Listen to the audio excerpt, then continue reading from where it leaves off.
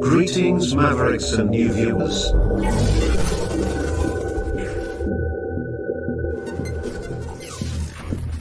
Tonight, direct and live from the Maverick News Network World Studios. This is Maverick News with Rick Walker.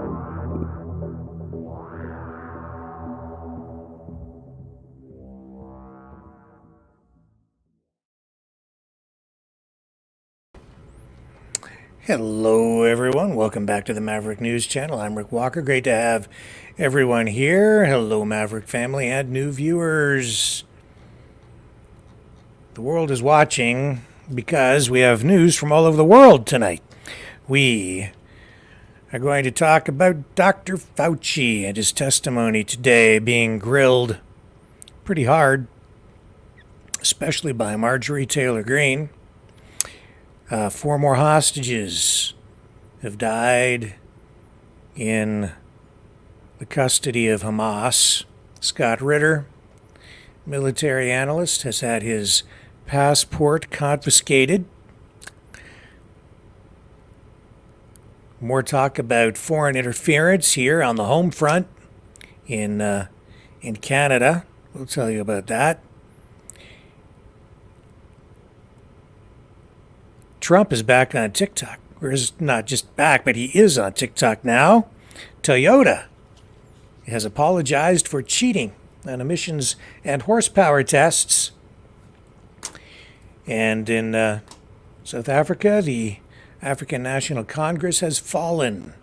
A new government is taking over, and there is a new president in Mexico as well. We have a lot of stuff to talk about tonight. InfoWars as well.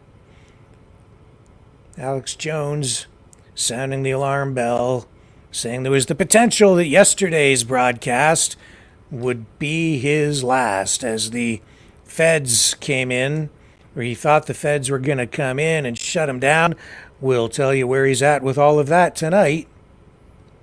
We have that and more coming up right here on the Maverick News Channel, so don't go away. We'll be right back after this.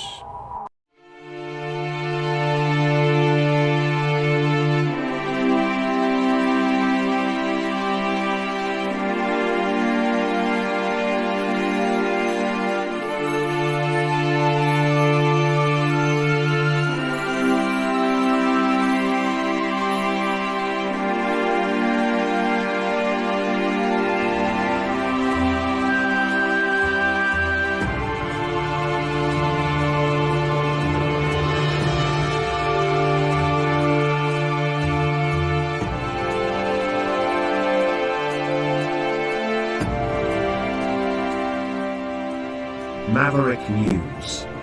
The world is watching.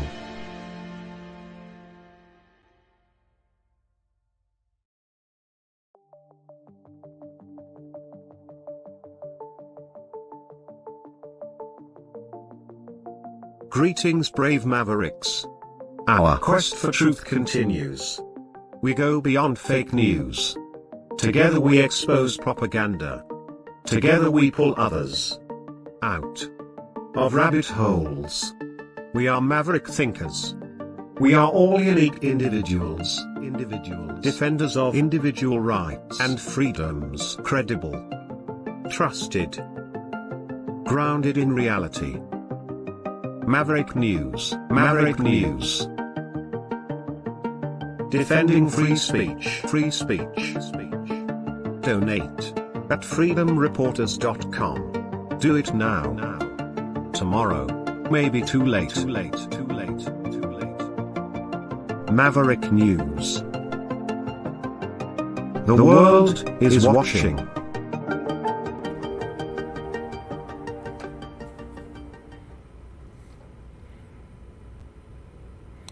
If there is one person in the world who is polarizing, that person would have to be, the most polarizing figure, I think, he's got to be in the top 5, if not number 1, Anthony Fauci.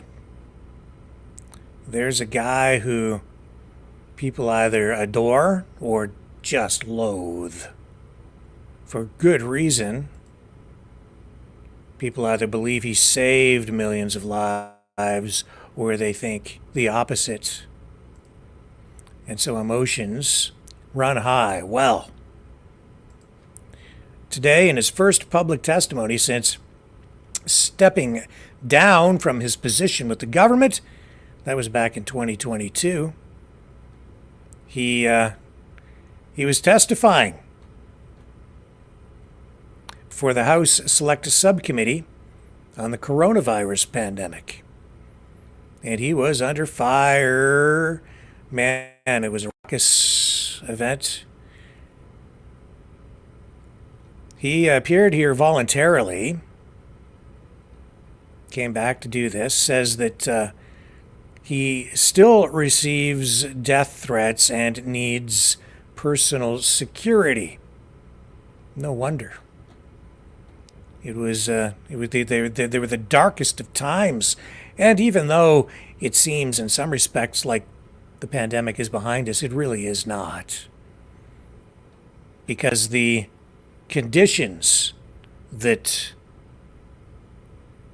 allowed our society to slip into darkness, where we gave up our freedom in favor of perceived safety, those conditions still exist and persist today.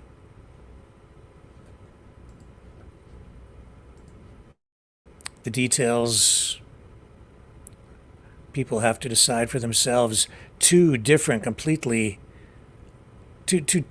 different realities out there for people. As I say, some people believe somebody like Fauci is a hero. Other people believe he is responsible for atrocities, maybe even crimes against humanity. Let's go to his first clip here tonight.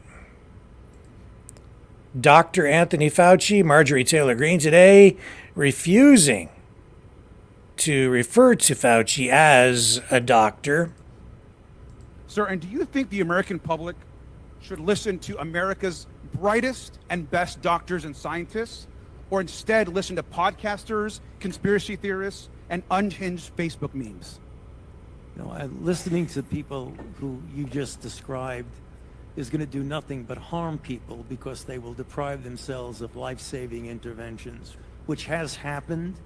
And some have done studies. Peter Hotez has done an analysis of this and shows that in people who refuse to get vaccinated for any variety of reasons, probably responsible for an additional 200,000 to 300,000 deaths.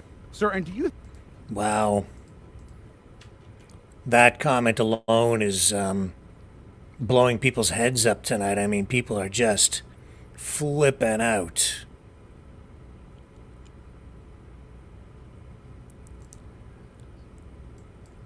Okay, let's go to another clip here. It was quite a day. I don't know. This I'm not sure how history will end up treating this in the long run. We're still talking about this. We're still in it. We're not quite past this pandemic. Here's the next clip with Fauci. Yeah, you can be removed. Actually, you're not allowed to speak. Your time has Take your expired. Starbucks with you. Mr. Garcia, Mr. Raskin, you're out of line. Your times have expired. Now recognize Dr. Jackson from Texas for 5 minutes of questions. Thank you, Mr. Chairman. Dr. Fauci, I have to say, I, as so many Americans, am deeply disappointed in your actions during a critical time in our nation's history while you were in key leadership roles as the director of the National Institute of Allergy and Infectious Disease and as the chief medical advisor to President Biden. Put quite simply, you failed miserably, in my opinion. Based on all we have learned during the pandemic and all that we have since learned through this committee's work, I believe your failures stem from both an effort of self-preservation, manifested by a series of lies and cover-up, and by a total failure of leadership. It was obvious to everyone that you and your organization, NIH, had a lot to lose if the American people were to discover that COVID-19 was most likely leaked from a lab in Wuhan, China, and that you, via EcoHealth Alliance and Peter Daszak actually funded this research, and that this lab was actively and recklessly conducting gain-of-function research. As such, you did everything in your power to deflect and cover up this possibility. You even recruited others to help you in this effort. Unfortunately, this cost our country and the world valuable time that may have led to answers regarding the origin, may have blunted the spread, and would have almost certainly saved lives. While I think most of us have known all along what I just described, what I have been appalled to discover through sworn testimony to this committee is the level at which you and those that worked for you went to cover up the obvious. Just a few examples, and I know these have been touched on, but they're important for everyone to hear. Dr. Lawrence Tabak, former acting director of NIH, testified that under the generic definition that NIH did in fact fund gain-of-function research. This was based on a definition that was initially used by NIH and a definition that was abandoned and removed from the website in October of 2021 and replaced by a new, much more detailed definition with a much higher bar that you have since conveniently used to define gain-of-function testing and to deny what Dr. Tabak has since confirmed.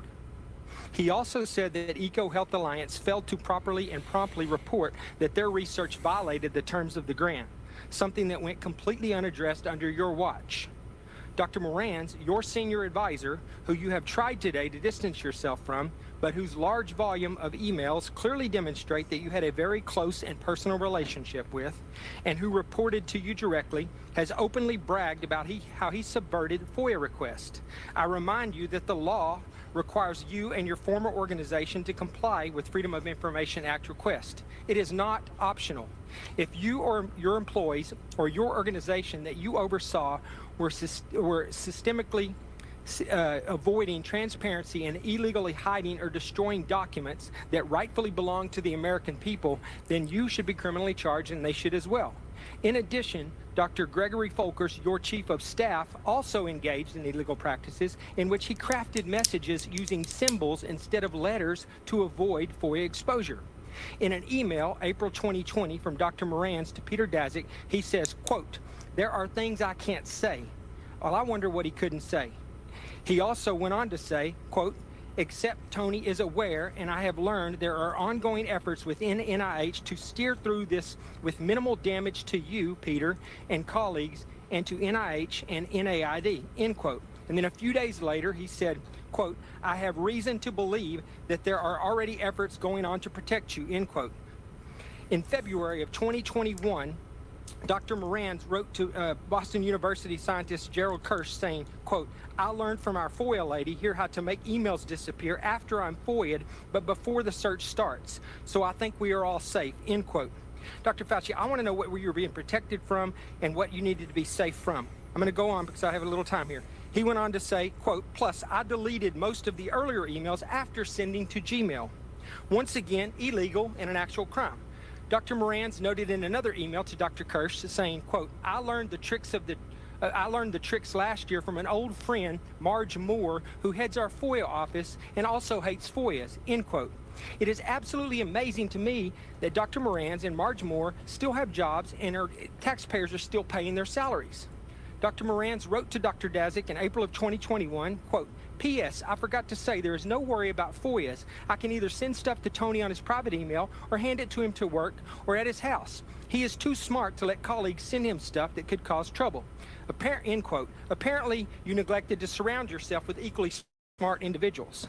Dr. Morans wrote to another collaborator, Peter Hotitz, in June 2021, at Baylor College of Medicine, that he had deleted all his emails related to COVID origin when, quote, "the shit hit the fan," end quote. He said, quote, "I feel pretty sure Tony were too.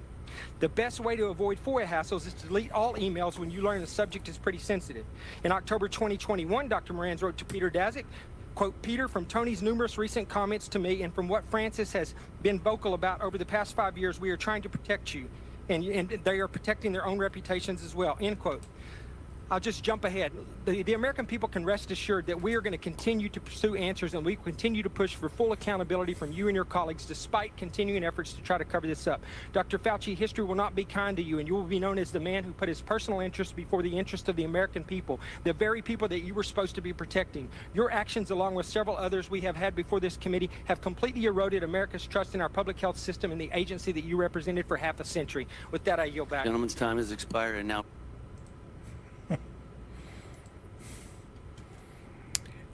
So that's a little taste of what was going on. Now, how about Marjorie Taylor Greene? We'll give her the floor for a moment here on our platform. Here we go.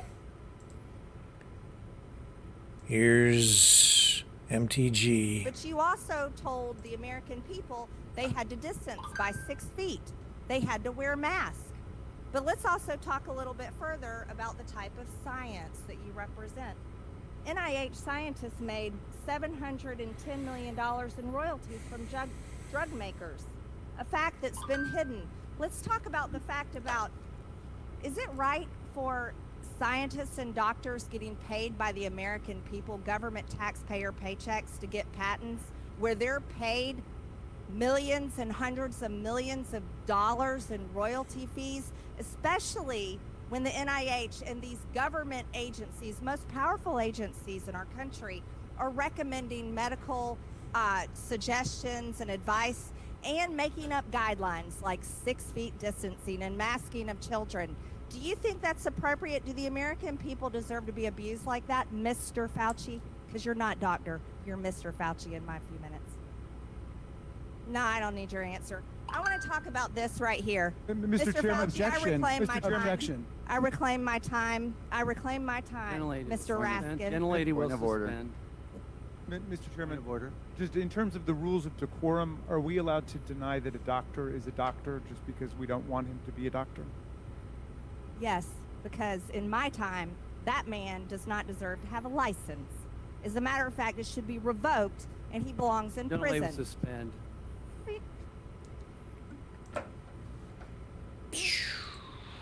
Wow. Now, over at CNN, they're being a little kinder to Fauci. Let's take a look at their headline and then look at the clip that they're running and what they're focused on. It says here, Fauci says he supports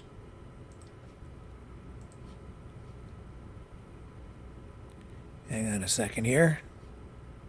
It says Fauci says he supports suspending funding to EcoHealth Alliance.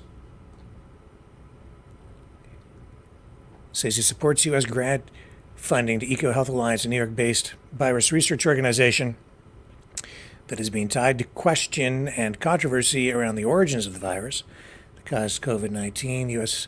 Department of Health and Human Services in May suspended funding to EcoHealth Alliance and proposed the group be blocked from receiving federal funds in the future, possibly for years. And then today he said that he supports that. Before the pandemic, the U.S. gave $120,000 grant to EcoHealth Alliance with a subawarded fund to work at the Wuhan Institute of Virology. In April 2020, NIH terminated the grant. Doesn't seem like very much. I'm not sure that that's the right amount that they're quoting there. In any event, I'm pretty sure they got more than that. A lot more. But here, this is even more revealing, I think. Their focus here, their choice of video clip is this. Fauci talking about receiving death threats still today. Here we go. Dr. Fauci, can you please share with us the nature of the threats you have received since the start of the COVID-19 pandemic? Yes, there have been everything from harassments by emails, texts, letters of myself, my wife, my 3 daughters. There have been credible death threats leading to the arrests of 2 individuals, and credible death threats mean someone who clearly was on their way to kill me. And it's required my having protective services essentially all the time. It is very troublesome to me. It is much more troublesome because they've involved my wife and my 3 daughters. At these moments, how do you feel? Keep your mic on. Terrible. Do you continue to receive threats today? Yes, I do. Every time someone gets up and says I'm responsible for the death of people throughout the world, the death threats go up.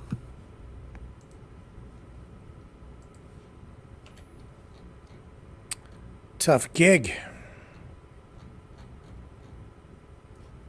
Dark times. All the way around. Man. Things changed and they're still not the same. I don't know if we'll ever be the same. I'm pretty sure we won't. Changed forever. Man, I miss the before times.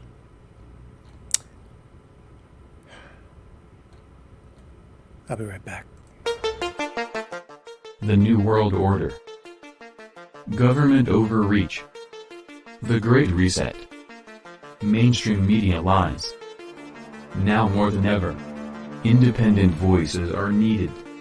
Donate now at freedomreporters.com. That's freedomreporters.com. Maverick News. The antivirus program for your mind.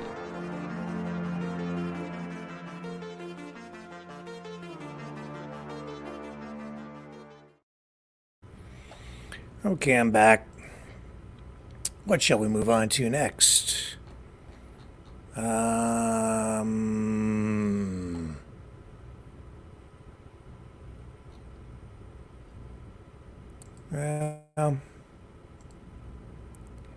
let me just clear away a couple of these things that I'm looking at here. 4 more Israeli hostages have died in Hamas custody.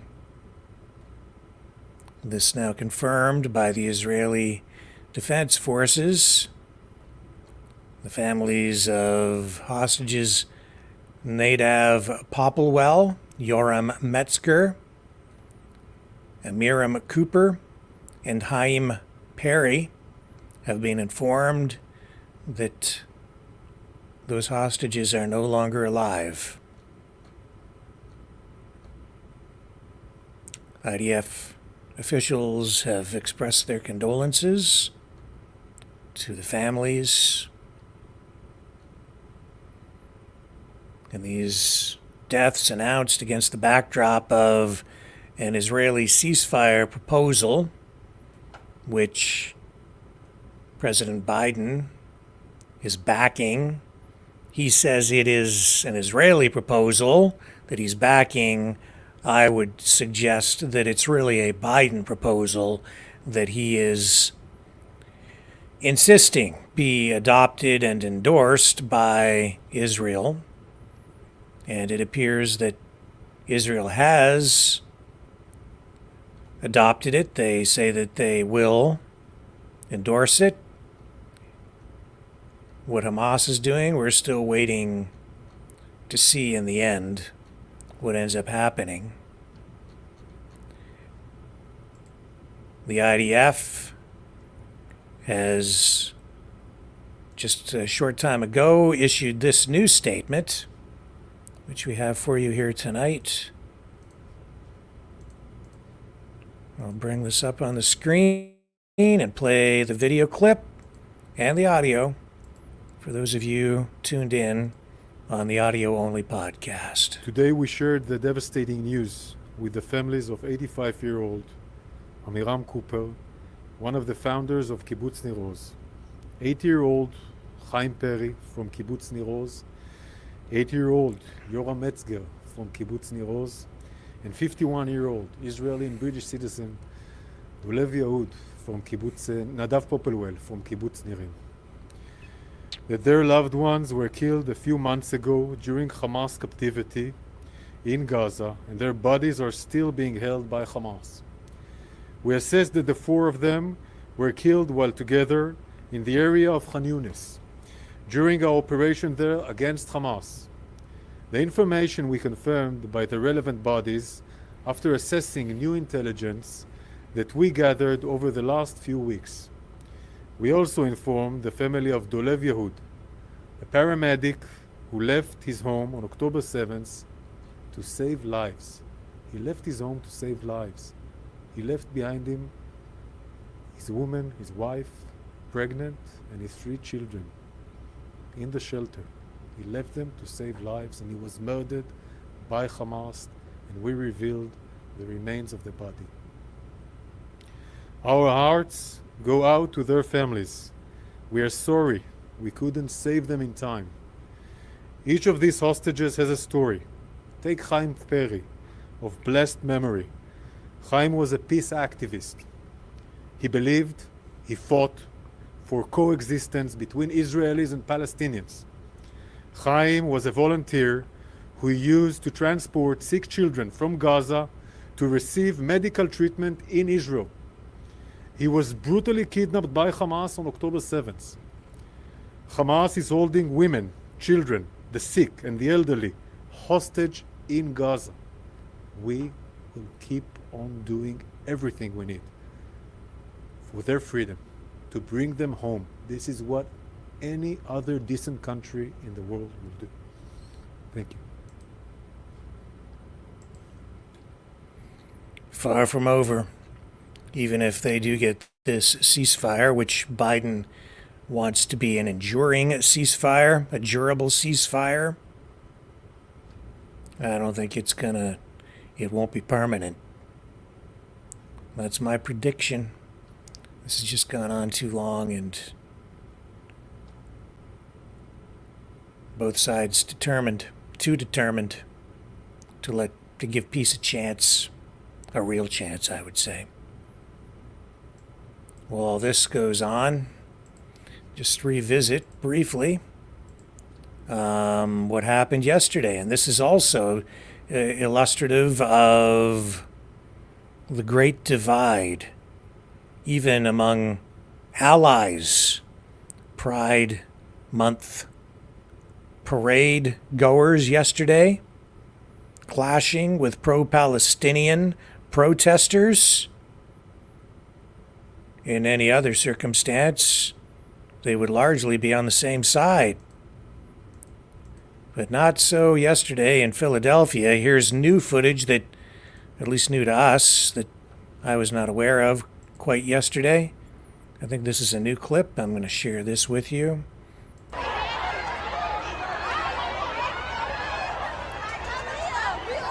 Chaos.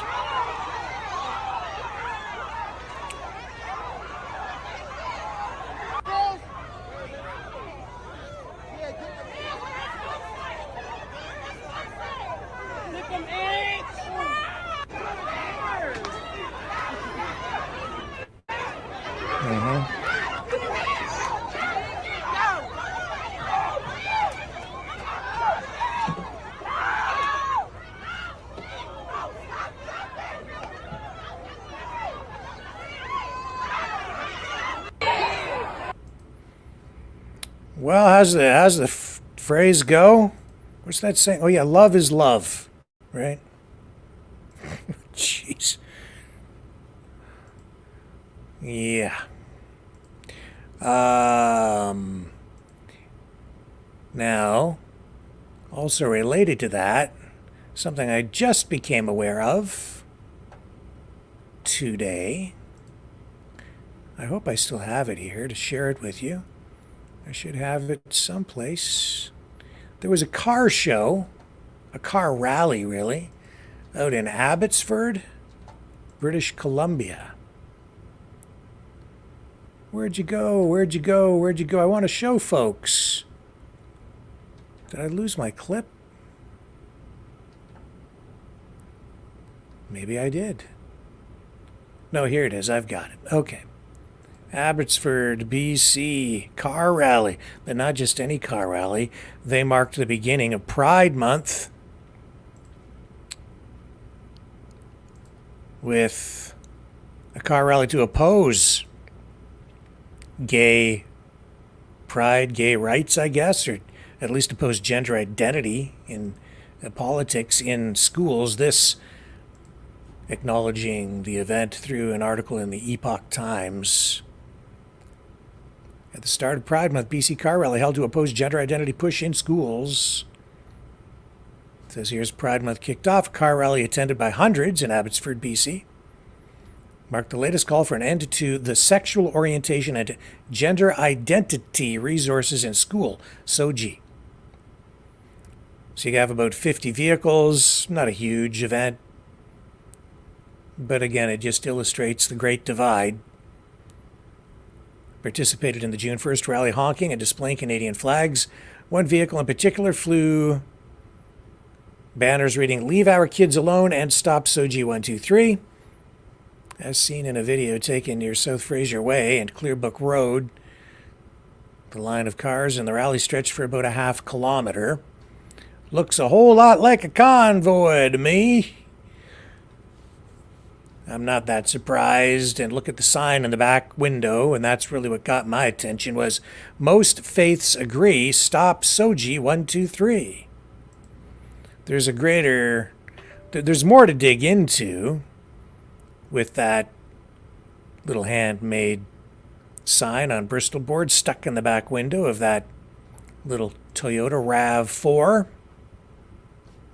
What that's about is what I've made reference to the other night. The people on the freedom side who are opposed to the drag queen story times, the SOGI 123, they would very much like to align with, a lot of them would like to align with Muslim communities and people of Islamic faith, because the values, the beliefs align on this issue. As I said, if you go back a year ago to the Million March for Children, Save the Children event, which got a lot of people out into the streets protesting. If you go back and look at that, there was a convergence happening there, and all of that seemed to be gelling. I made reference to it last night, saying that the people in the freedom movement even began to post things online saying, "Your move now, Trudeau. What are you going to do?" Because up until that point, the Liberals had, I think, largely been taking the Muslim vote in Canada for granted. And then this shift because of this issue. This is a wedge issue that pushes the Muslim community, people of that faith, away from the Liberals, the cultural Marxists, the neoliberal cons. Not neoliberal cons so much, the neoliberal fascists, I would say. It's a bizarre thing, but on this issue, it makes very strange bedfellows indeed, politically.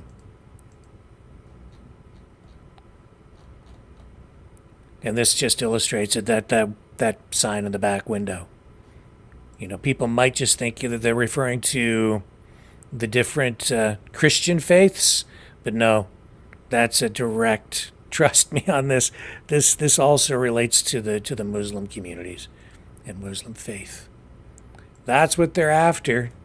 They want to line up with that.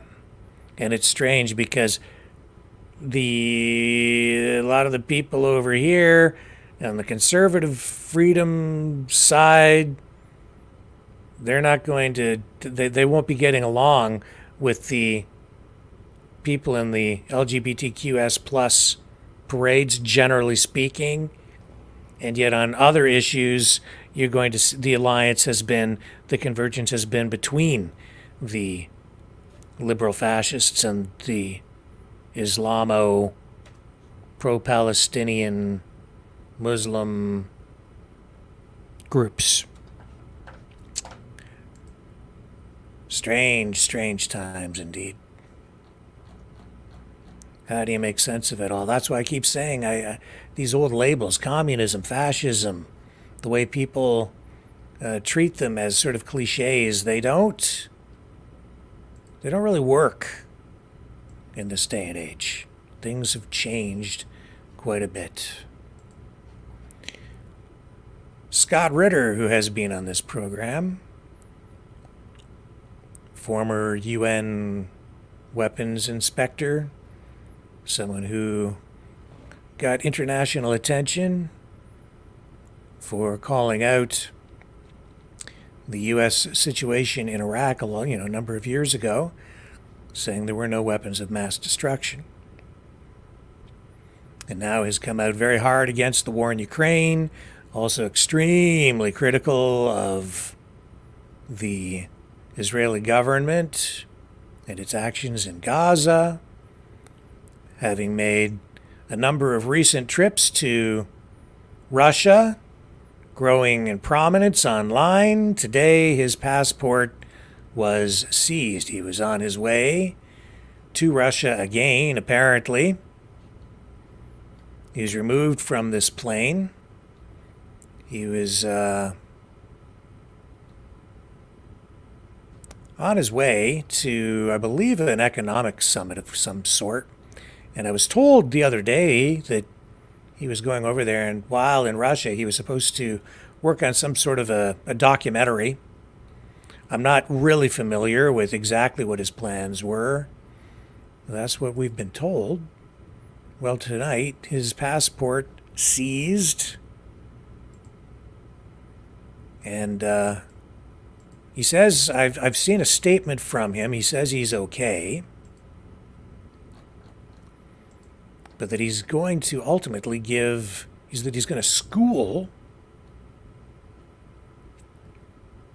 the U.S. on the First Amendment. He was taken off a flight from New York to Istanbul, apparently. Former U.S. Marine Corps intelligence officer. Russian media outlets all over this tonight. Not seeing any mainstream media at all reporting on this so far here in Canada or the United States. Here's TASS. They're certainly interested in this incident. There's a picture of Scott Ritter. He was to take part in the St. Petersburg International Economic Forum. Quote, I was taken off flight from New York to Istanbul. They took my passport and taken my bags off the flight, he said. He also said that no explanations were given to him. The police, in his words, said only that it was done at the order from the Department of State.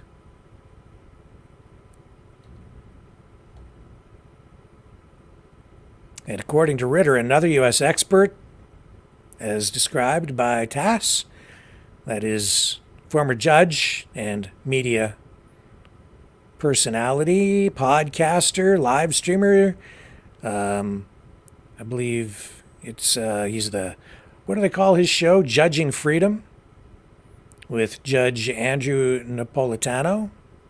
He's not going to be going to Russia either, apparently now. He canceled his trip for completely different reasons, according to Mr. Ritter. And the St. Petersburg International Economic Forum is set to take place June 5th to 8th. The theme of this year's forum, the foundations of a multipolar world, the formation of new areas of growth. The forum is organized by the Roscongress Foundation. And TASS, apparently, this news organization, is the main information partner or news outlet designated to cover that event. Or so it says in that TASS article, so that's what I'm sharing with you. Interesting to see the response to this online. Getting coverage tonight on RT. Play you a short clip. This is reaction on RT involving a former NYU professor, Michael Rechtenwald, who I think also makes appearances from time to time on RT and he's fairly familiar with Scott Ritter. Here's what they had to say, a brief clip. Scott Ritter, regular contributor here to RT, kicked off a flight as he was trying to leave the US to head eventually towards Russia. What more can you tell us about the potential underlying political motives that could be behind his removal here? Well, Scott Ritter's been a very, very vocal critic of the execution of the war in Ukraine, and he has said many times that there is no way for Ukraine to win, and that this is completely crazy, this war, and that it's feeding Ukrainians into the maw of death, and without any reason. There's no way this war could be won. Also, he's been a very vocal critic of Israel's war on Gaza. So I think he has gained tremendous audiences in saying these things, and I think that's what's behind all this. Now, we have had a brief statement from Scott Ritter where he says he hasn't been given any reasoning as to why he was removed. But what possible reasons could authorities use to remove somebody like Scott Ritter from a flight? Well, he's been accused of being a Russian propagandist, and the excuse will be something to the effect that he is an agent of the Russian regime. So I think that's basically what they're going to use. They're going to say he's an apologist for Russia, and he may be working for Russia. I think that's what they're going to say. Interesting. Very interesting. I think Rechtenwald is. I think he was a libertarian candidate. Wanted the nomination for the run of the presidency. It was not successful. Of course, we saw what happened over there with the squeaky chickens. Aimed to disrupt the Trump speech at the Libertarian Convention. Yeah, so I'm going to keep focused on that. And we'll see if I can find out more as the evening progresses here. Interesting, there's a bunch of stuff going on the information warfare front that I'm sort of taking note of. This being sort of the most recent or the newest development. And this all coming just within 48 hours of the beginning of this drama that has unfolded over at InfoWars. Remember last night, if you were watching, we showed Alex Jones breaking down into tears, sort of, saying that the feds were basically knocking on his door. He had to sleep in his studio to prevent them from coming in and shutting the place down.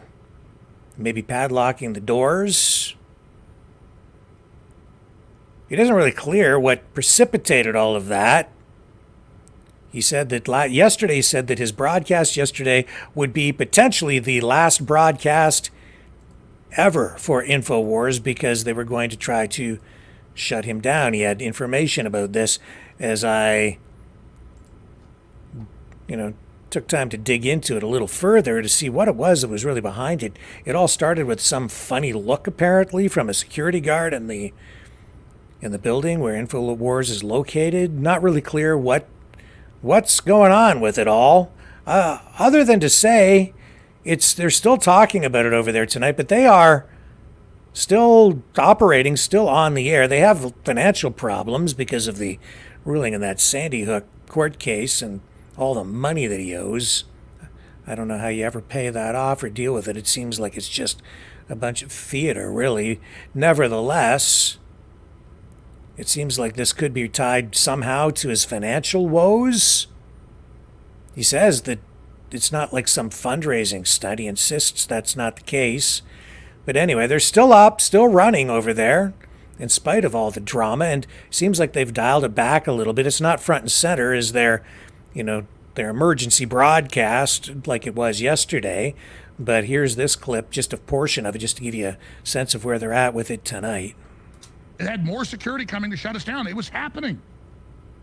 Yes, and it could happen tomorrow, and it could happen the next day, and I don't know what's going to happen in this hearing coming up on June 14th. Exactly. I said, I'm staying here, and I'm calling the police when you come, and you don't even have authority. The judge didn't say this. It was all an illegal coup, and so I slept here, and then I got people saying it's not happening. Look, these forces that are allied against you and against Trump, they're going to do every single thing they can get away with. And what you are doing that is brilliant, Alex, whether you are trying to do this or not, I think this is part of your strategy, is you're shining the light on these people. You're making sure they can't do this in darkness. You know, if they try to shut down InfoWars, it's going to be the biggest mistake they've made, only second to the mistake of prosecuting Trump for, you know, his made-up 34 felony. Well, listen, I'm not. What's weird is I never really strategize. I go with what is right. And they've been trying to set me up, try to claim I stole money, try to put me in prison, at the Justice Department in here. I didn't make a big deal about it. And so it was right to expose that was happening. And then, yes, out of me never even calculating, then the most perfect, truthful Machiavellian strategy comes out. Because it's God. Right. Does that make sense? Yeah, but I have a question for you, Alex. Could you imagine the amount of the outpouring of support that you received over the last 48 hours in terms of just people covering this story, people freaking out about what they're threatening to do to InfoWars? I mean, you are not alone in this. Understand? No, I know you know that. This all happened. I saw you say this, and Viva Fry's really smart. He said, because I didn't even think about all this. I'm just like kind of poleaxe, just go with my spirit and instincts, because I'm like completely overwhelmed. And I just like, God, what do I literally pray before the show, like, what do I do? There's no even calculation at this point. It's like, this is lies. I didn't steal money. I'm not a bad person. They're lying. You know?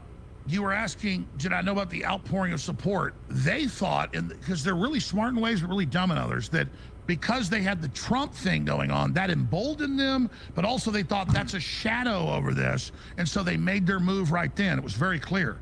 And so it's a hysteria, it's a desperation, it's orders, it's 100% the Justice Department.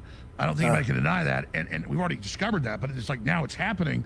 And so it's just, it's their hysteria as the world awakens, and as they're not relevant anymore. No one watches them, no one likes them. And so they're fighting the last war, 2016, blaming me for Trump, which, you know, our audience, yes. So they still think if we stamp out this guy, we'll win the war, but all it does is backfire on everything else and blow up in their face. So they've now escalated me up to, like, I mean, right now, which I don't even want this. It's so dangerous personally, but then at a spiritual level, I'm like, yeah, this is good. As a physical flesh level, I'm like, God, this is so dangerous, man. I really don't want to die right now. And I got a family, but at the spiritual level, I'm like, this is victory. This is God. So Trump is up here with all this great coverage and record donations, the whole world waking up, Democrat analyst on ABC saying we should have done this, has backfired. And I'm like, half of the coverage Trump is, which no one else even is 1%. And I'm like, holy hell, this is the biggest thing we ever did, and it's all God. Does that make sense? Yeah.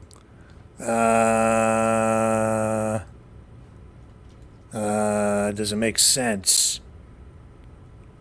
Well, he maybe raised a lot of money. Was it really the feds? Because, like, he's basically bankrupt. So what would it be about? As I've been listening to him over the past, almost 2.5 days now, it sounds to me more like it's a financial thing. They're going to lock the doors.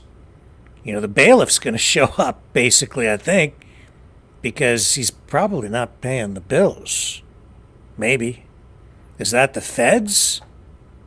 I mean, I guess you can speak to the fairness or unfairness of the legal system and the way he has been treated, and the decision and the Sandy Hook case and the gazillions of dollars that he apparently owes that he will never be able to pay.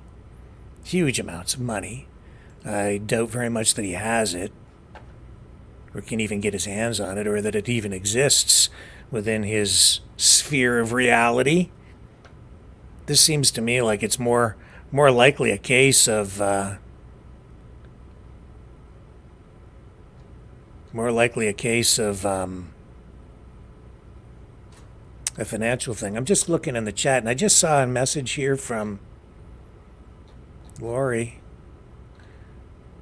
What is she saying? She's saying the hearing was in Houston. Alex did not attend and did his live show instead.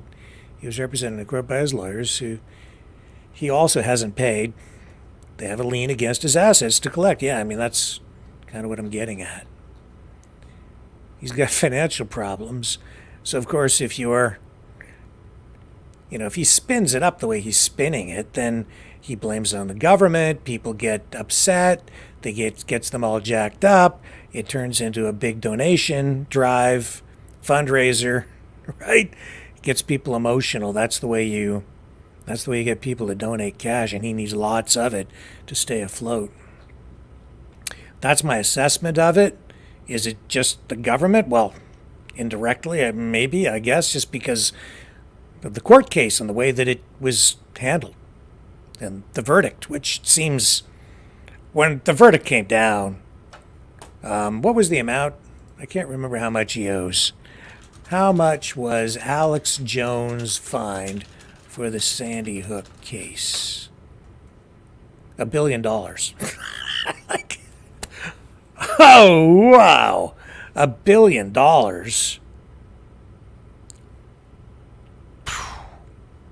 That's billionaire territory. I know that Alex Jones did fairly well for quite a while. I know he owned, I think it was a Rolls Royce. I saw him driving around doing a live stream one day, and it was like he's in his car. I'm looking at the footage, this live stream. I'm like, that guy's got a Rolls Royce. Holy smokes. Like, talk about high end. It doesn't get much ritzier than that. But, yeah. Big bucks. And big fines now. It's very interesting developments, to say the least, right? So you've got... This is part. Like, it's information war. Info wars, that's exactly what this is. This is about this. That's what's going on with Scott Ritter. That's what's going on with Alex Jones. And there's some other things going on too. What's Laurie saying here? Alex raised $400,000 in 2 days on Give, Send, Go. Holy smokes. Well, I see who people love. It ain't here. That's for sure. My. Oh. Yeah, live streaming like this too, man, it's a tough gig to just even get people to donate anything. There's another guy who's a freedom fighter. I noticed that, I won't say him by name because I haven't spoken to him about mentioning any of this, but, he was trying to... He posted on social media over the weekend that I saw. He had been trying to turn like a live stream thing into like an online media company. Didn't have much success. He's in financial distress, I think. His truck broke down, timing chain broke, needs to replace the motor basically now in his truck. He's been on a financial slide ever since the pandemic, and trying to make a living online has not worked out for him at all. Now, I have my own thoughts on why it hasn't really worked for him. I think a lot has to do with the focus and the content that he talks about. Maybe a little too narrow, but that being said, it just shows how difficult it is to sit in a chair like this and expect to make a living. It's if I could just pay the bills, it would make things a lot better. We did not. 400 grand. But you see, the key is get people emotional. Even when it's even when it's the bill collector knocking on your door, blame it on the feds. Blame it on the CIA. That'll get people jacked up. Everything's the CIA's fault these days. Doesn't matter what it is.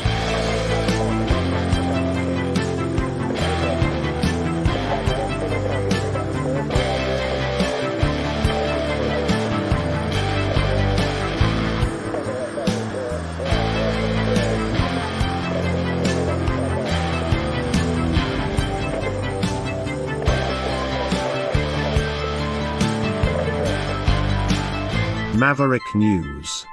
Fighting for freedom.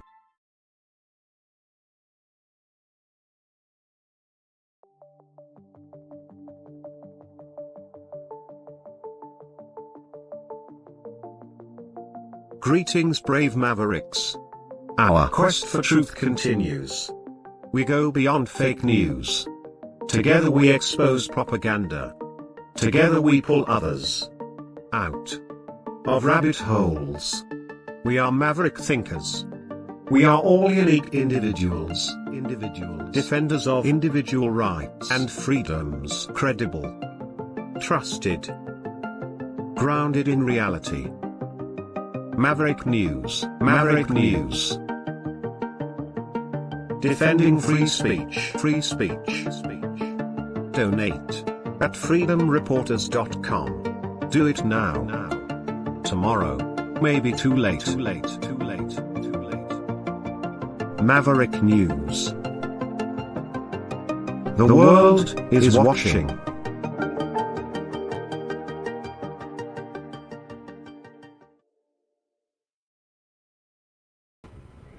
So yeah, I mean, I don't mean to make too light of Alex Jones's situation.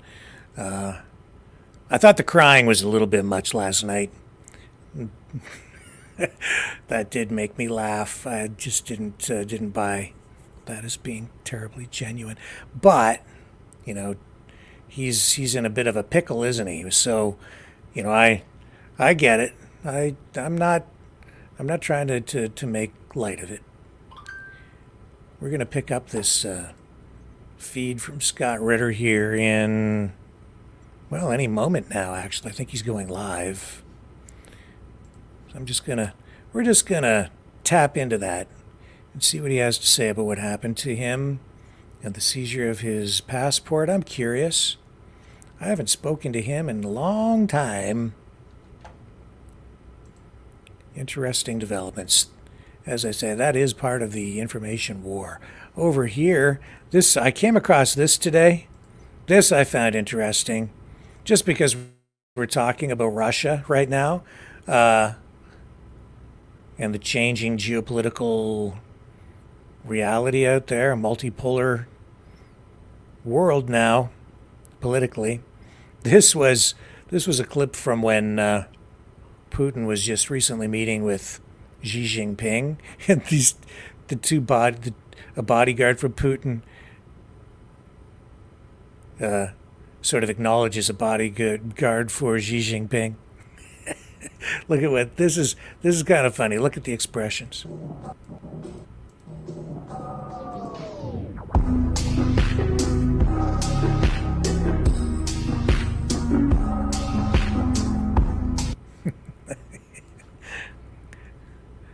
Hey there, yeah, hi. What? Yeah, hi, yeah. It's just, you're undercover? Yeah, me too. I knew you were undercover because, you know, you've got a suit on, and I do too, and I noticed your earpiece. Men in Black, right there. But not the American kind. I just thought it was funny. Sharing it with you. Okay, let's take a look here. He's still not on. We'll pick it up here in a minute. You should be on now, but not there. It's coming. It's a-coming. Okay, I think we've got him. Maybe. Nope, still in holding pattern for the Ritter feed, so we'll just wait. We'll pick it up at the moment that he comes on. I want to know what he has to say. I think I think I've got a bead on it. I know why they're zeroed in on him. It's because he's been going to Russia so much. So like, what's that guy doing over there in Russia? What's he doing? And a lot of people listening to him on social media. So yeah, he's. I know that in his statement too, he said that something like, if telling the truth about Russia is basically going to get me in trouble, then that's where I stand, or something like that. So that is the information war.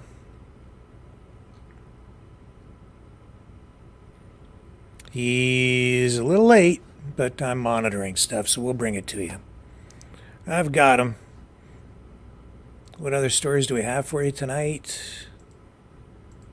I can work through a couple of these other pieces while we wait for that feed to begin. I was going to talk about, we can talk about this. Mexico's first female president is also its first Jewish president. Claudia Sheinbaum has made history. She's president in a country with one of the world's largest Catholic populations, but she's Jewish. Says that in this information that I have, that she's not, religiously observant, but she does identify as culturally Jewish. She made a statement she made as she won this election down in Mexico. She says, I grew up without religion. That's how my parents raised me. But obviously the culture, that's in your blood, as she says. So a new president in Mexico. Only about 50,000 Jewish people live in Mexico, apparently. Most of them in and around Mexico City. Not a very big Jewish community down there.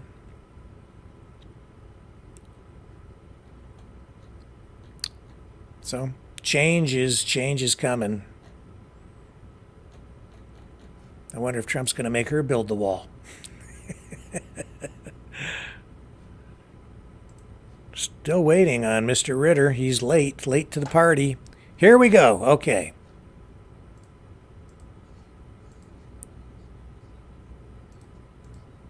Here we go. What happened today, Scott? Well, in short, I was prohibited from boarding my flight to Istanbul and on to St. Petersburg by the Customs and Border Patrol, who claimed to be acting on behalf of the U.S. Department of State. They seized my passport without explanation and therefore denied me the ability to leave.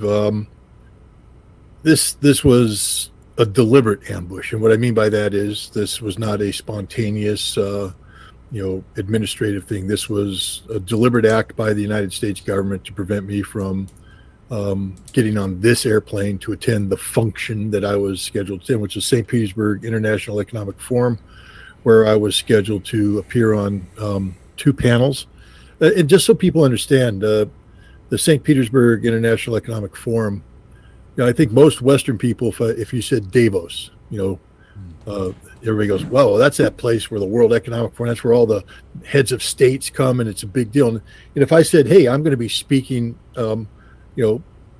at Davos, people go, wow, that's a big deal. St. Petersburg International Economic Forum is a bigger deal than Davos. It's a bigger gathering with more important people, especially in this day and age of the of BRICS. It's a very big deal, and there's no doubt in my mind that the U.S. government said you're not going to speak, and they seized my passport. Whether they've revoked my passport, I don't know, because they didn't give me an explanation. I guess tomorrow I begin the laborious process of calling people to find out just what the hell's going on. But it is what it is. Let me just, so everybody understands, I'll give you a little bit of background about the passport, because some people say, well, I mean, the U.S. government has the right to seize passports, don't they? Under limited circumstances, they do. But remember, travel is a sort of a constitutional right. Free speech is a constitutional right, and they have infringed on my constitutional rights. On what basis? In 2009, my passport was seized by the state of Pennsylvania when they arrested me and began the process of manufacturing a criminal case that led to my conviction and incarceration and subsequent classification as a sex offender. When I was released from prison, I petitioned the court to return my passport to me. They did. And remember, this is the court that convicted me and all that. They returned the passport. That passport expired in 2021. I submitted a passport renewal, and the U.S. Department of State renewed my passport 10 years, 2021 to 2031. Since that time, I've made 3 overseas trips. 2 of those trips were to Russia. 1 trip was to Switzerland. As a consequence of my conviction and subsequent labeling as a sex offender, I am obligated to submit to the U.S. government or to local law enforcement, then who submits to the U.S. government, notification of my travel within 21 days of leaving. This is a legal requirement. If I don't do this, it's a felony. You go to jail for a long time. Now, you said within 21 days. Did you mean to say no less than 21 days? No less than 21 days. Yeah. I mean, if I submitted on 20 days, I'm in violation of law. Right. So I habitually submit them around the 28-day mark, just to be safe.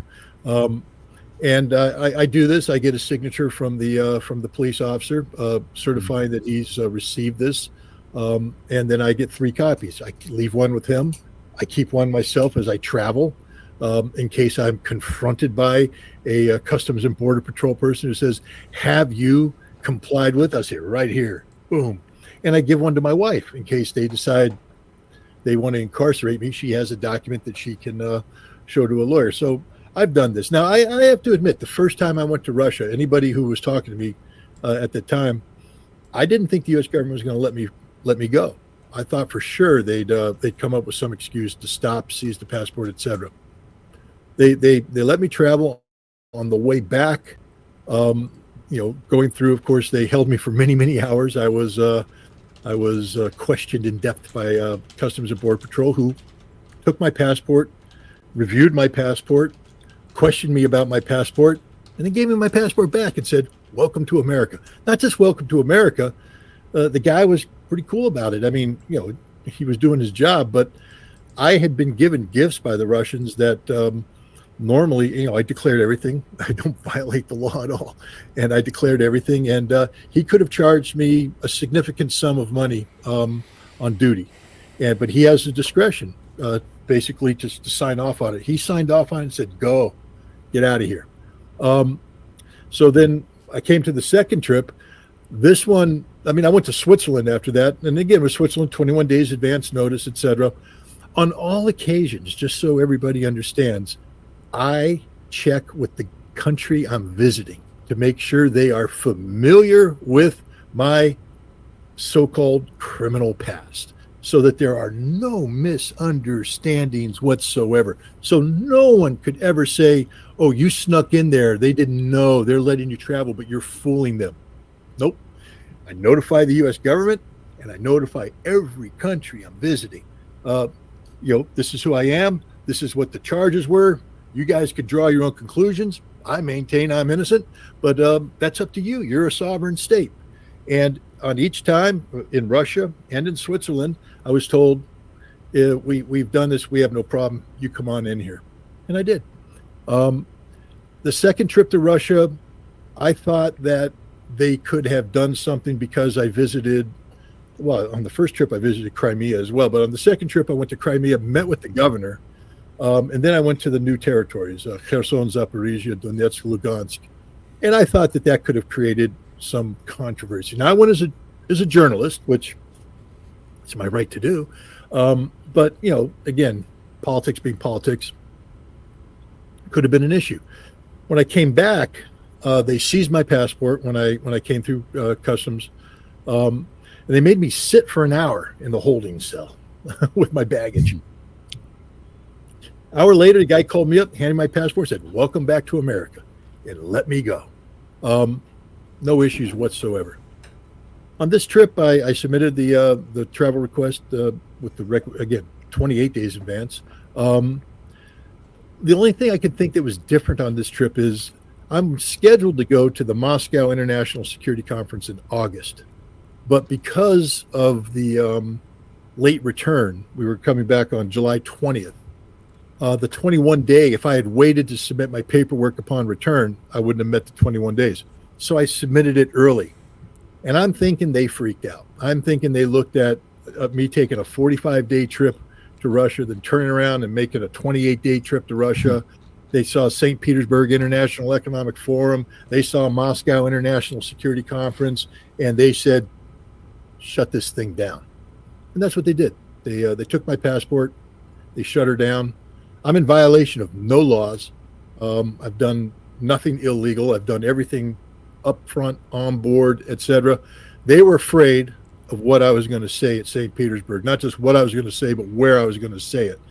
And it's not just the panels that I was going to be on. The St. Petersburg International Economic Forum provides a giant megaphone to the whole frickin' world. It is basically the incubator for BRICS. BRICS was I'm supposed to go there in October too.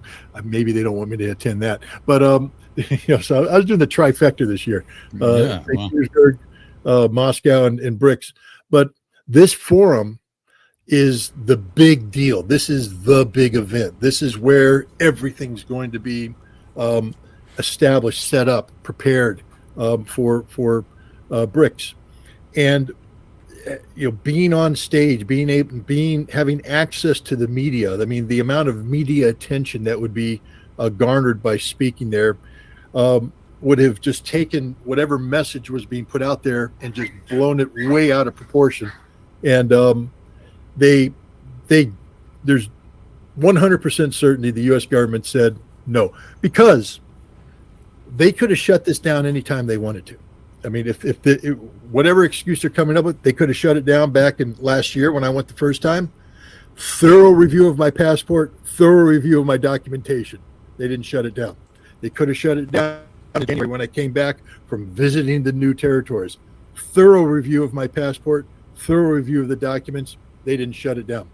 They shut it down now. Why? St. Petersburg International Forum, and we were going on a 40-day tour that scared the crap out of them. We were going on a real Russia tour. We were going to go there. We were going to meet the Russian people. We had high-level support inside Russia. This thing was going to create the kind of conversation the U.S. government doesn't want taking place right now. So just, ladies and gentlemen, need to understand the following thing. We're going to Russia, Jeff. I'm telling you and Ryan right now, we're going to Russia. When we're going, I can't answer that question. We're not going on the time schedule we put forward. But this trip is too damn important to allow, you know, whoever did this, Tony Blinken or, you know, some nameless functionary underneath him, they don't get to shut this down.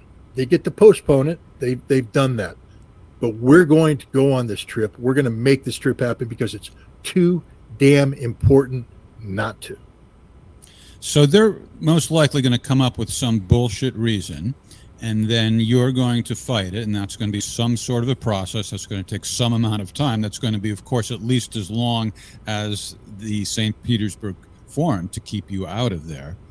Well, it's too late now because, again, the 21-day thing, I'd have to reset the whole clock. So let's say they handed me my passport today. I'd have to reset the clock, submit new paperwork, so I couldn't travel to Russia for at least 21 days. So that's been shut down. It's over. Right. Yeah. So I mean, the point is, even if you win this fight, they've accomplished their goal of keeping you away at this Well, particular time. Jeff, let's think about this for a second, Jeff. Okay, let's say they're afraid of this mouthpiece in St. Petersburg. Right. You know, I mean, it's not the good kind of internet buzz, but this is one of the biggest freaking stories on the internet right now. It's huge. It's all over the place. If they were trying to avoid shining a spotlight on this, they sort of messed up. I mean, they've gotten the exact opposite reaction.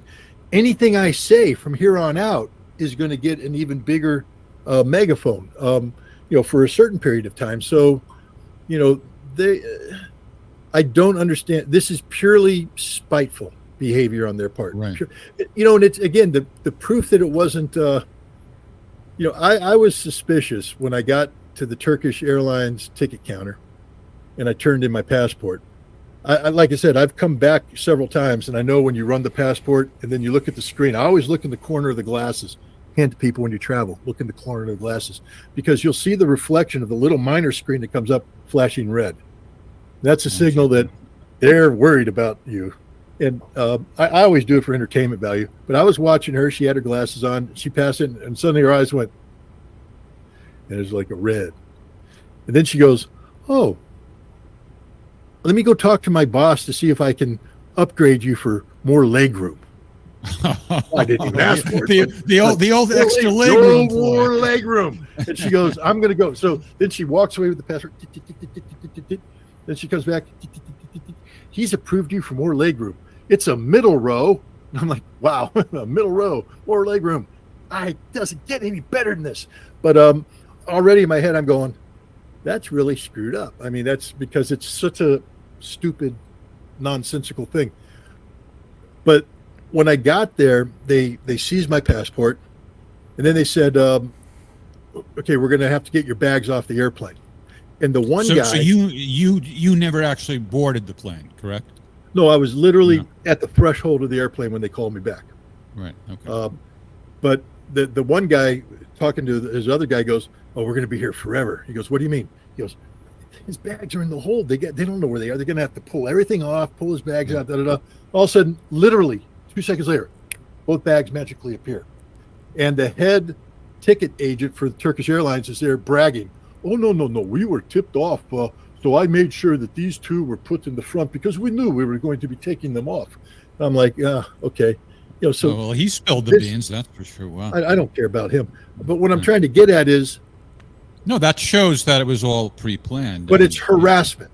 Yeah. This literally could have been done by somebody in the State Department calling up saying, "We'll get to the kill list in just a second," saying, you know, "Hey, Scott, don't even bother showing up to the airport. We're canceling your passport." Yeah, they want to inconvenience you and torment you. They made me go there. They made everybody in Russia, because there's a chain reaction. This is a huge deal. St. Petersburg International Economic Forum. There were hotels booked. There were things laid out. There were expectations. All this. They didn't just get me. They got the Russians, and that was the purpose. They stuck it to the Russians. That was, you know, they could stick it to me anytime they want to, but they stuck it to the Russians like you wouldn't believe. So this is 100% harassment. This has nothing to do with the rule of law. This has nothing to do with rules and regulations. This has nothing to do with anything. 100% targeted harassment of an American citizen, a citizen whose free speech scares the living hell out of the United States government. So are you looking at this as only a battle to get your passport back, or are you contemplating maybe a lawsuit for the harassment? It all depends on why they did it. Here's the thing. You know, it's very easy for people to say, "You got to fight it." You know, bullshit. I'm sorry, I'm using bad language. Spaniard motivated me. I saw bullshit, so I said bullshit. I'm trying to be calm. Marina has reminded me that I'm better when I'm calm. So, you know, where was I? Well, I think I know what you're going to say. People say, "Hey, why don't you sue?" But they don't understand that it's costly and it's a big time money suck involved. Yeah. I'll give you an example. My daughter got a BS toe. She and her fiance went to a parking lot here in New York State, in Albany, and they went to the parking lot. They parked the car. They got the ticket that they're supposed to get, and they moved into the parking lot. What? She was alone. She pulled in. The front of the car is up against the wall. It says, "Put the sticker in the windshield." And she's like, "Well, I'm up against a brick wall here." So she went to the rear, where there's a not a windshield, a dashboard. So on the rear dash, she put the parking ticket, and it's totally right there. You can conspicuous. Yeah. The guy came and towed her car, saying that she didn't have the sticker properly displayed. She paid for the sticker. She didn't have it properly displayed, and he towed the car. In the middle of the night, leaving her abandoned there, when she came back from the bar, she called me crying. I don't know what happened. Where's my car? So I hunted the car down. Long story short, we challenged it. Because the guy said, I'm not going to, the cop I called the cops. I said, he stole my car. I want him arrested. He said, no, well, he towed it. I said, no, he stole my car. We paid the ticket. He stole my car. And he said, well, you have to take it to court.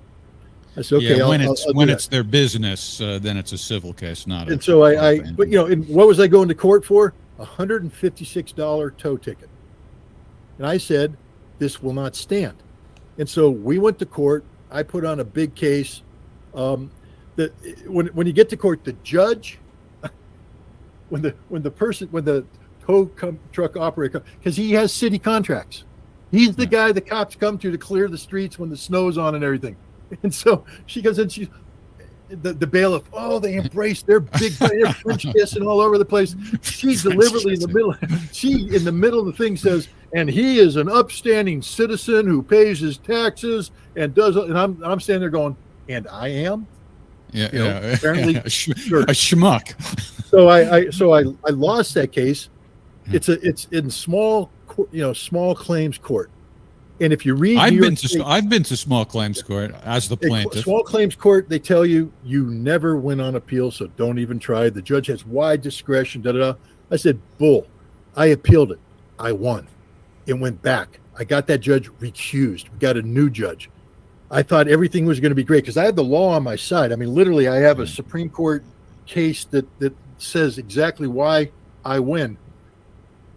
We get there. The guy walks in. The new judge just, French kiss. They're just up there. They go in the back to make out. How long did they make out for, roughly? I just about 4.5 hours. It was basically, I'm just saying that they basically, the fix was in from the start. And he overturned us on a totally bogus thing. And I'm ready to fight. But see, every time you go to appeal, you have to get a transcript of the court record. Okay, that's $700 to $800. The bottom line is, at this point in time, we'd already put in over $1,000 for a $156 ticket, and we would, in order to take it and appeal it again, and then go back to the court, it'd be another over $1,000. And in her defense, Marina just said, "I'm tired. I mean, I'm tired of this. I'm exhausted by this." And I'm like, "I want to fight. I want to win. I never quit. I'm a Marine." And she's like, "I'm tired. We're done."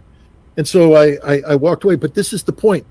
Yeah, we can start this kind of stuff, to sue to make a point. There's about a 98% certainty that we won't win. I mean, to win a point against the State Department, they have so many immunities, privileges, etc. You don't beat the State Department as an individual. Would I feel empowered taking on the U.S. government? Of course you would. I'd love nothing more than go to a U.S. federal court and put an injunction against the State Department. I would love it. But the bottom line is, you and I want to stop a war. So am I furthering our cause by getting right? Yeah, there's a better use of our there's time. A better use of time and resource. It doesn't mean that I'm happy about that decision.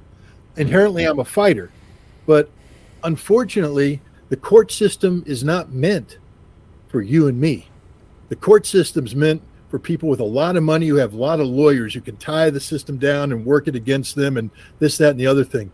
But if I go in and represent myself, which I would do, well, there might be, and I'm not trying to talk you into it, but I think that there's a possibility of a nonprofit doing it pro bono.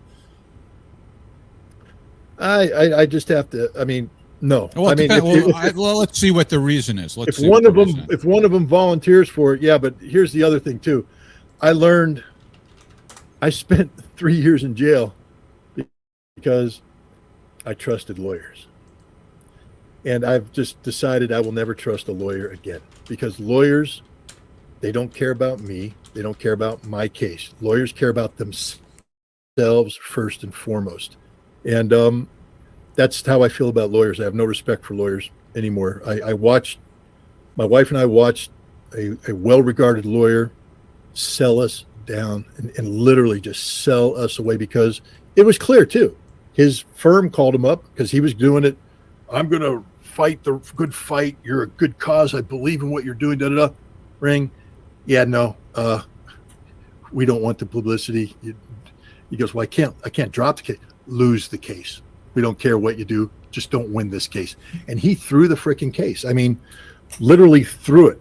And it was very frustrating to be a part of that. So I don't trust lawyers ever again, even if they tell me they believe in my cause. I've been told that before. I only trust myself when it comes to courts. All right. So basically, our planned trip is still on. It's just a matter of when. Yes, and I will also say this: we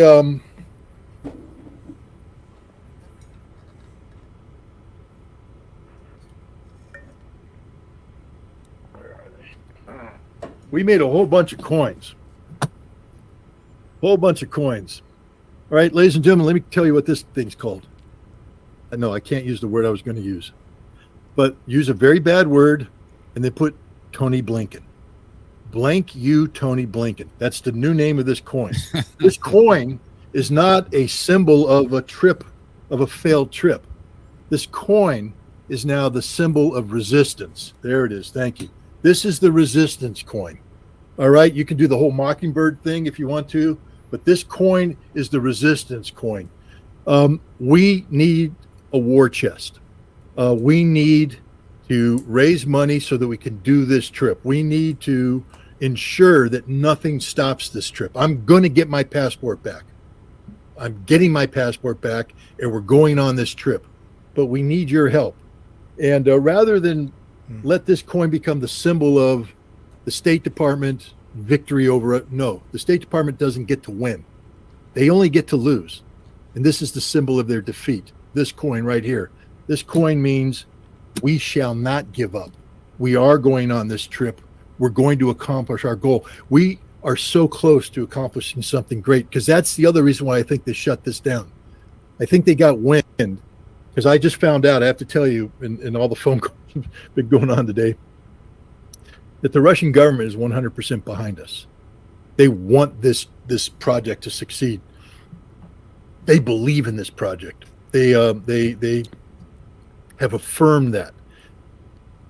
And right now, if we stop, the U.S. government wins. And what are they winning? I mean, I like it when America wins. Trust me, I'm not at this game, though.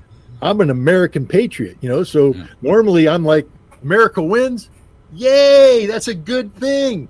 Not this time, because this isn't America winning. This is America losing. This is the Biden administration winning. This is Tony Blinken's State Department winning. But the American people are losing, because this project is about promoting peace. This project is about avoiding nuclear war. This project's about bettering relations on the person-to-person, human-to-human level between Russians and Americans. This project was gaining traction. We were getting attention, and we got too much attention within the State Department. They are scared to death. Okay. I'm thinking...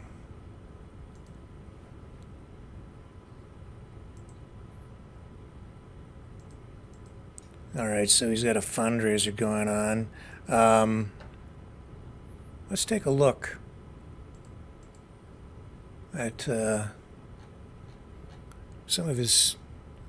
He went over to Russia some months ago. I'm not sure of the date. Let me just do a little search here.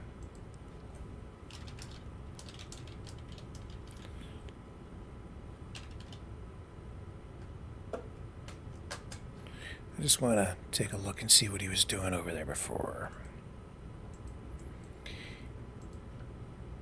Do we have something here? Here we go.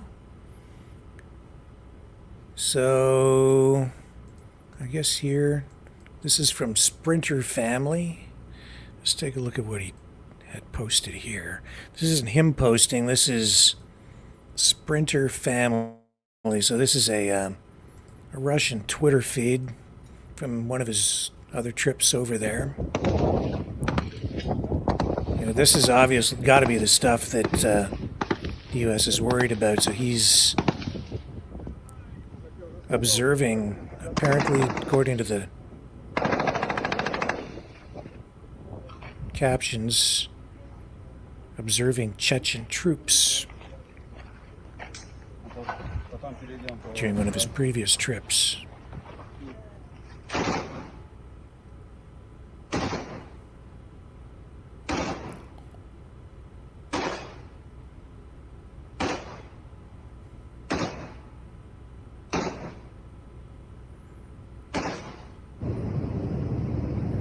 Oh, I'd like to do that. I think there's one of those things in Toronto. I guess that must be a training facility.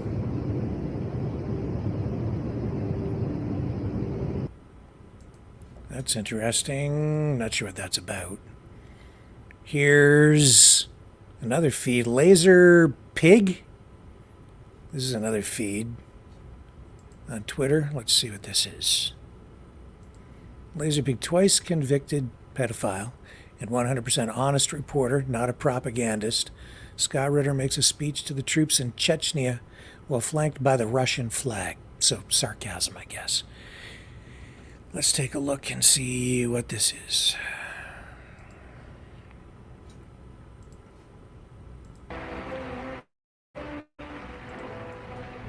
The attempt on my life has left me scarred and deformed.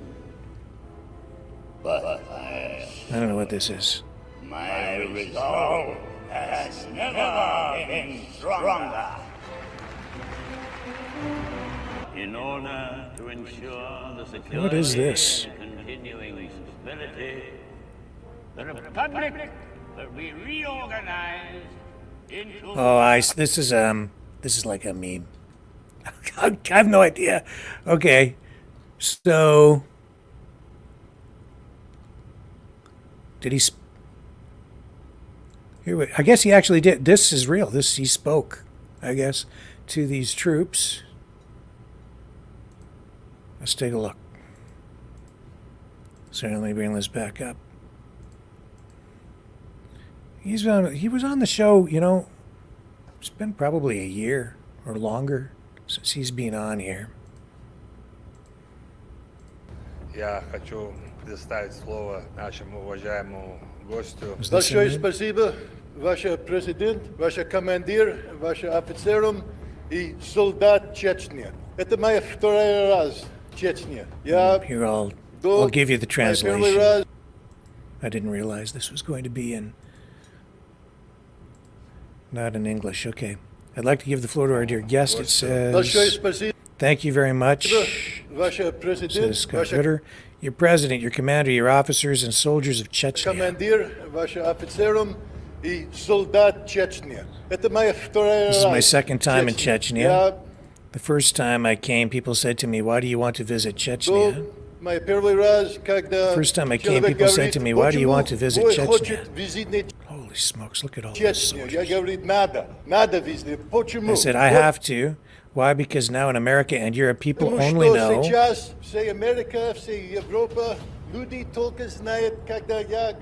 When I say Chechnya, they think the people are frightening.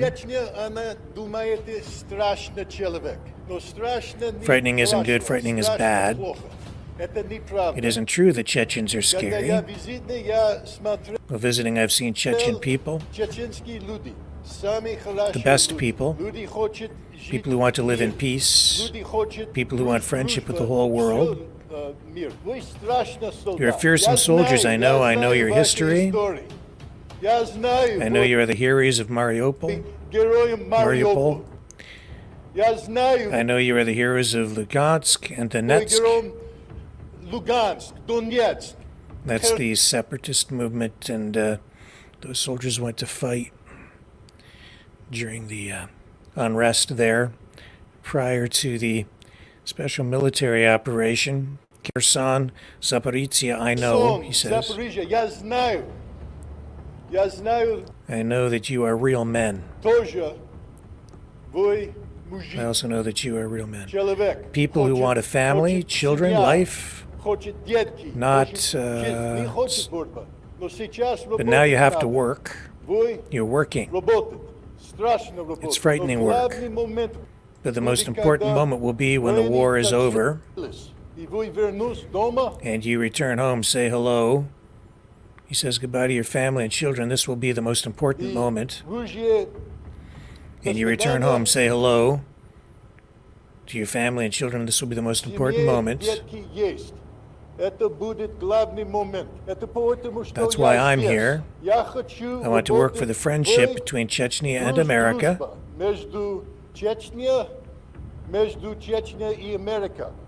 America isn't a bad place. American people are like you.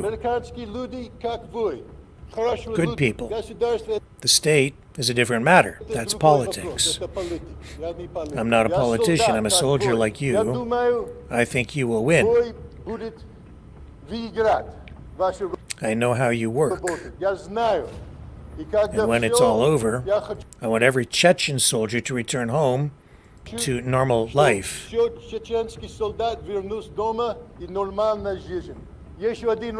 Once more, many thanks. I'm very happy to be here. I'm very happy to make your acquaintance.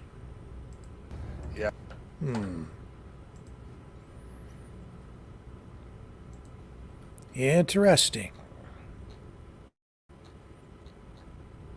That's him in Chechnya. And of course, there's Chechen soldiers fighting in the Ukraine conflict.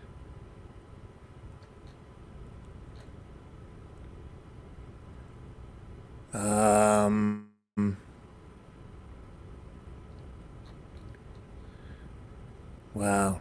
Just huge numbers of soldiers there. So he was brought before them to speak.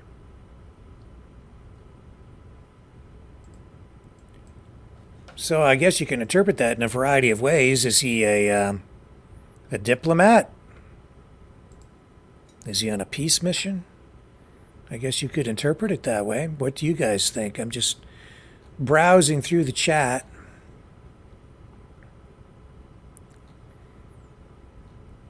Alonso says, I'm Chechen. Choosy, give us some wisdom, Choosy. Barnes gets the Jesuits, the best of any of them. I'm not sure exactly what that means. Isabella says there are 1 million soldiers there. I don't know if there were that many in the crowd. A lot of them, though. Thousands. What do we have in the chat?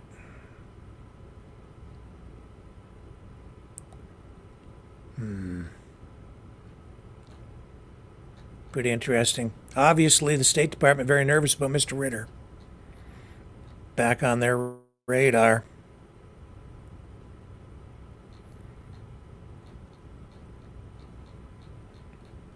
Anyway. Will he get his passport back? Determined to go to Russia. He's not going to make that economic forum. So I'm not sure what else he had planned over there. Somebody did tell me within the last day that they had seen some social media post someplace saying that he was going over there and he was also going to work on some sort of documentary or something. I don't know about that.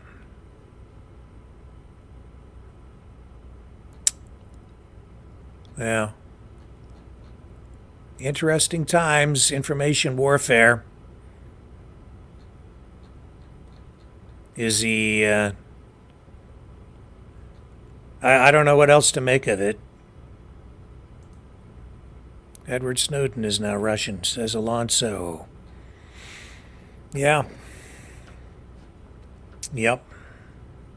That's what I've been saying, though, about our system of government here. Freedom is our greatest asset. It's also our greatest vulnerability. We have an open system. It makes us vulnerable. Well, it makes us strong. Because freedom of speech allows people to say whatever they want. It allows them to even engage in speech that is assaultive on our very democracy. It's interesting, for this to be happening today. Last night I took note of something. I woke up in the middle of the night, and I just happened to flip over to TikTok. And there was a young lady. Now, never viewed anything with this person before. Apparently she'd been live streaming for some 16 straight hours. And I thought, whoa, what's this all about? Anyway, young lady, Canadian, but making all these references to the United States and how much she hates America. Listened for quite a while. Just listened. Muslim. It had to be probably in her early 20s. It was very interesting to listen to her, but I've been tuned in of late to people. Really, I mentioned this the other night, of, self-flagellation, blaming everything on ourselves, hating what we are, hating our country. We've been taught to hate America, hate Canada. Our history being honestly rewritten by postmodern revisionists.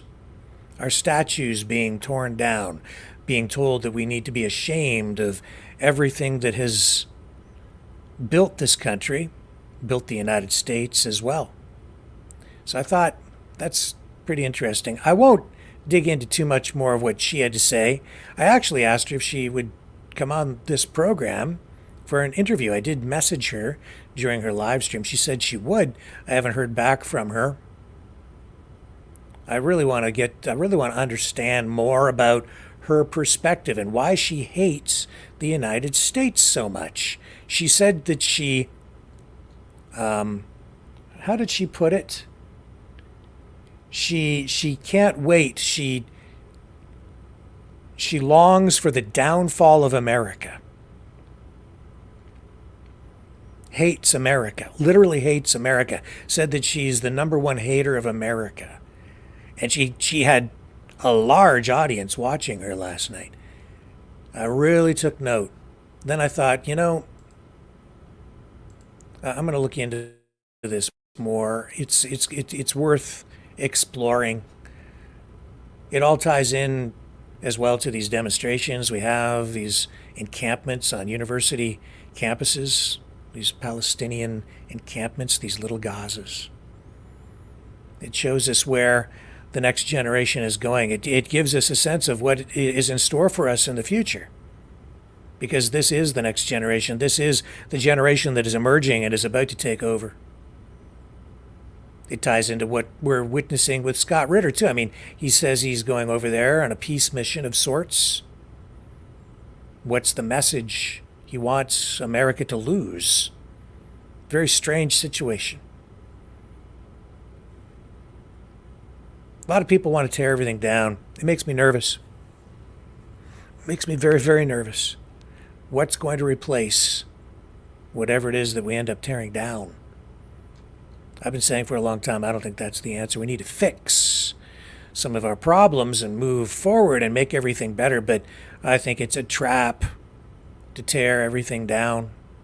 People they just hate America. Young people in particular, I think that it just seems like this has been drilled into them through the education system. How did we get here? Can a country survive this self-destructive behavior? It's like we've turned ourselves into a nation of anti-patriotic cutters. killing ourselves, committing political national suicide, one self-inflicted slash after another. Let's go to TikTok. Let's listen to what some Ew, I hate people are America. Then why do people try to illegally immigrate here? Probably because you're less likely to get sanctioned, embargoed, cooed, and bombed by America when you're in America. Things I hate about the United States of America, part 2. Number 1, the division. They want you to be either liberal or conservative, Democrat or Republican. And they'll make you feel insane if maybe your political views are more down the middle, because people will tell you you're the problem for not picking a side and you're contributing to the issues here because you're not just picking a side. So they want you to stay divided. They want us to either feel exactly one way or feel exactly the other, and there's really no other way you're allowed to think. In the past 15, 20 years, what has America done that like a Gen Zer should be proud of? Across the world, because of America's leadership, wealth inequality has plummeted. Nobody's dying of starvation anymore. The world is getting better and better and better and better. Yeah, but I'm saying America. What is America? Because America is the leader of the world. A lot of these countries, through our soft power, are better because of America's influence. And if America fails to lead, you know who starts leading? China, Russia, Iran. So America's leadership for has a global effect. So yes, you can't point out all the negatives that's happened in America right now, because the last 20 years, quite frankly, have. I don't want to put. I'm just saying that if I'm talking to a Gen. Why Europeans hate Americans, according to Europeans. Before we get into it, this is just for fun. This topic came up in a European co-living that I was in, and I took notes, and they're too good not to share. I have more of these culture chats in the playlist, and feel free to follow if you're interested. Let's get into it. Number 1, label their jokes. They always have to say I'm joking. British people would not do this. This is very true. I think we as Americans are extremely afraid of offending people. I definitely do this. Guilty. Number 2, they think America is the center of the world, and they were all weird know-it-alls about pretty much every subject. And here's the thing too is Canadians don't like Americans. They say what you want. No, you guys don't. You guys don't like America, and you guys say shit about America, and then you claim like I had somebody tell me like, you guys don't even know history. Like they don't teach Canadian history in America. And I'm thinking, why the would they do that? But they're like getting on me about that, and they're like, you guys in America are like this. And I'm thinking, we're not so different, because they're like, Trump's an asshole. I'm like, how do you guys feel about Trudeau? They're like, that's a fucking cuck. I'm like, hey, we're the same. Let me lay down a couple things for you guys. 95% of Canada's population is within 100 miles of the U.S. border, because the rest of it's fucking Eskimo frozen tundra. Like you can't live up there. Like it's oil rigs and stuff. So if you just said, what are the values of Washington, the state of Washington? Go up, it's the same exact thing as BC. What are the values of South Dakota, North Dakota, Idaho, all those little plain states? Go up, Alberta, it's the same thing. So what I just tell you, BC's real blue, Alberta's real fucking red. And that's kind of how it goes. If you just go whatever state is next, that's how they view the same shit. It's the same thing. They're just missing the Bible Belt. That's all. The best way I've heard it described to make sense for like the average person is that we're similar to the Fire Nation in Avatar: The Last Airbender. So the Fire Nation was told about how great they were and how like war was one way to kind of spread their greatness and share it with everyone else. But that's not really the truth, right? The Fire Nation just went around spreading war because they wanted to take stuff from other people. So this kind of draws parallels with the current United States. We kind of claim that we're for freedom and democracy and everything, but when you look at where we start wars, it's usually for an economic or political reason. Do you think it's a coincidence that we just happen to start wars in all these places that are very oil rich? But yeah, the reason the US is hated worldwide is because we go around doing a bunch of sketchy shit.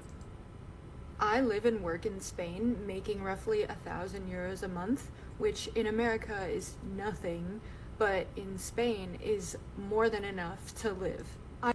The most racist states to live in America going into 2024. And racism is described as prejudice or discrimination against another race.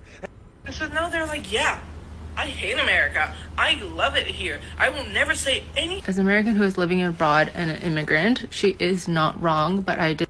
What? You can't. I hate America. You might as well walk around saying, I hate myself. Ooh, I have an idea. Let me try it like this. I love America and its citizens so much, I don't think we should have anyone homeless in our country, especially when we have the houses to provide for them. I love. Why the World Hates Americans Part 4. So as Americans, we have this delusion that we have all of these inalienable rights, and that no matter where we go, we should have that right. Which means that Americans think everybody should speak English. Here's your daily reminder that America's a bullshit country with a bunch of artificially manufactured poverty. I was saying the people who actually shit on America the most and think that it's like the shittiest place on earth, in my opinion, are typically the ones that could never live outside of it. are the ones that literally you cannot imagine anywhere else except the American construct. Right, but that's also one of the beautiful things about America is that it allows people like that to form those illusions. Oh, sure. I mean, No, because fuck you, America, for making me pay, or for making me work 4 fucking jobs! 4 jobs! While I'm in college in rural fucking Tennessee and I can barely pay my own fucking rent, and I'm taking 19 credit hours on top of those 4 fucking jobs, and I still can't graduate on time, and I still can't graduate early, even though I'm taking 21 credit hours next semester! Where are you from? South Africa. When you first came over to America, what was the craziest thing you saw? It's hard to tell because, you know, we consume so much of American culture on TV, so there wasn't much of a shock in a sense. What's the #1 thing you hate about America? The quality of the food has been interfered with so much. The taste is not the greatest. Where are you from? Which countries hate the US? #1 is China, which is against the US because of their extensive support of Taiwan. And honestly, at this point, I don't even want to get rich to even be rich and live luxurious. I literally want to get rich so I can get the fuck out this country. It's morning, everyone! Today's the day! The sun is shining, the tank is clean, and we are getting out of... The tank is clean. It's morning, And this is why they hate blacks in America so much, the white power structure. We're the only non-white people in the country who cannot be sent home. Right. You cannot... It's all about profit, it's all about games. I came in January 2015, I still don't have any friends. I don't. What pisses you off about Americans? I think everyone in the East hates Americans because you guys think you own the world. And She kind of has a point. She kind of has a point. You guys... You want to know what's funny in the most unironic way is I hate America so much. The quality of life is so bad that I'd be willing to commit treason for free. I'd be giving away government secrets like it's a Black Friday deal. You know, my little jingle would be, it's the season for some treason. I would do anything to get out of this country. You want to know?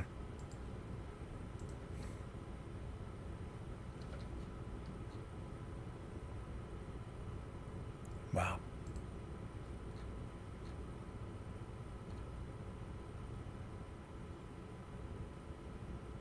And that's the way it is on this 3rd day of June, 2024.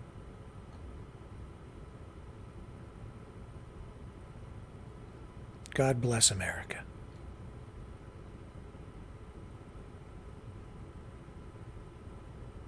I'll be back tomorrow on the flip side.